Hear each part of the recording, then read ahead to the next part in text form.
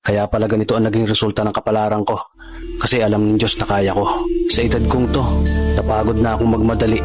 Kaya lahat ng ginagawa ko ngayon, ini-enjoy ko na lang. Siguro sa dami na rin ng aking pinagdaanan, napagtanto ko na ang buhay ay mas malawak at mas mahiwaga pa sa mga problemang dumarating sa buhay natin.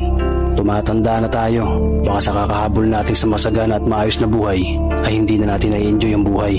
Baka nabubuhay na lang tayo dahil nape-pressure tayo sa sasabihin ng ibang tao. Marami na rin akong mga naging maling desisyon sa buhay, pero lahat yun nagsilbing aral sa akin at natuto ako sa mga pagkakamali ko. May mga taong sobra nating mamahalin at bibigyan ng halaga, pero ibabalik lang sa atin ay kabiguan at matinding trauma. Kaya wag nating liliwin ng mga taong tulad nila dahil mas payapa kapag hindi ka na interesadong malaman pa kung ano pang balita sa kanila. At wag mong idepende ang sarili mo sa kahit kanino. Tandaan mo, kahit sarili mong anino, iiwan ka din nito kapag madilim na ang paligid mo. Kailangan natin matutunan na huwag ikumpara ang sarili natin sa iba dahil hindi natin laban ang laban nila. Karera mo to, hindi nila karera. Dahil ang buhay ay hindi naman nasusukat sa kung sino ang mayaman, kundi kung sino ang payapa.